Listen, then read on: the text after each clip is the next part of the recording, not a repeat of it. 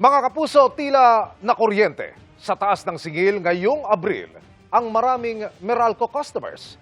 Ikinagalit lalo ng ilan ang mga sinasalong bayarin na sinisingil dahil itinakda umano ng batas. Ang paliwanag ng DOE sa pagtutok ni JP Soriano. Hindi makapag-concentrate sa pagbabalot ng inilalakong lumpia si Ola dahil sa inis dulot ng itinaas ng kanyang Meralco bill. Ang bill ko the last time 6,000, naging 9,000. And then my friend ako, ang bill niya is 12,000, naging 18,000. Nabigla rin daw si Emma sa pagdalon ng kanyang Meralco bill mula sa 3,000 piso sa halos 5,000 piso. Mapamura ka na lang. Babayaran mo na lang, wala ka namang magagawa, nandoon na. Kapag hindi ka magbayad, magreklamo ka, puputulin din.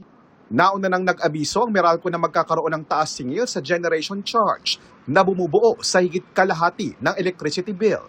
53 centavos per kilowatt hour na pagtaas yan ngayong Abril, bunsod daw ng paghina ng halaga ng piso kontra dolyar.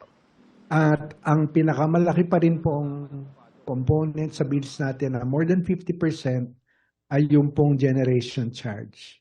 So the generation charge is likewise the main driver every time we announce a rate adjustment, whether it's an increase or a decrease. Nauna na rin nag-abiso ang National Grid Corporation of the Philippines o NGCP ng higit 7 sentimong taas singil sa transmission charge ngayong Abril. Hindi pa raw kasama sa dagdag singil ngayong Abril ang posibleng epekto ng krisis sa langis bunsod ng gyera sa Middle East na posible raw maramdaman sa Mayo. Pero dahil sa init ng ulo ng mga consumer, nauungkat tuloy ngayon ang iba pang singil sa bill ng kuryente.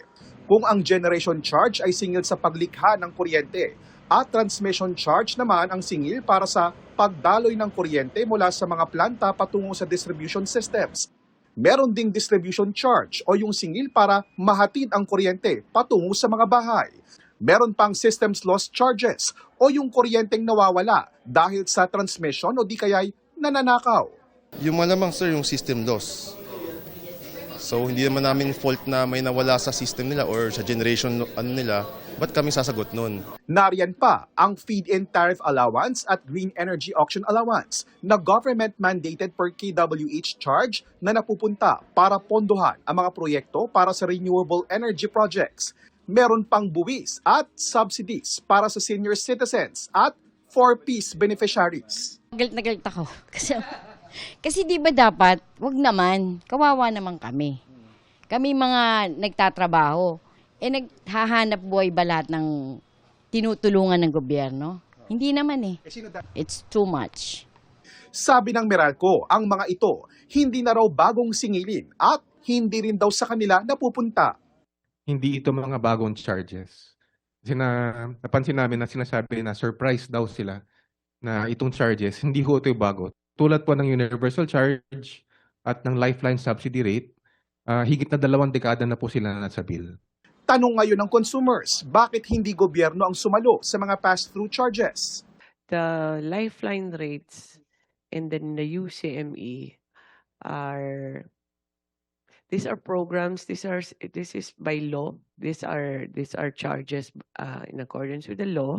So the wisdom under IPIRA is that we all contribute a small amount to get electricity into these islands na hindi naabutan ng grid. Under the RE law, ito po yung programa na FIT tsaka yung green energy auction.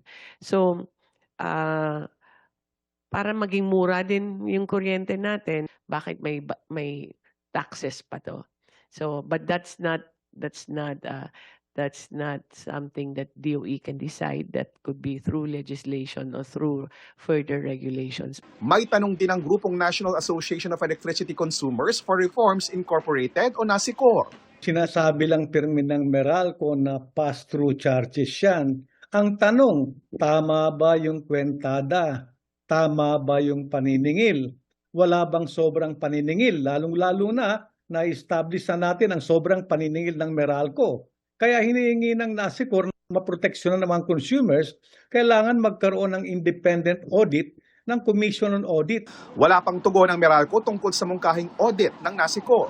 Pero paliwanag nila, all these components of the bill have their basis in terms of law and subsequent regulations or guidelines issued by government entities such as DOE, DSWD, and ERC.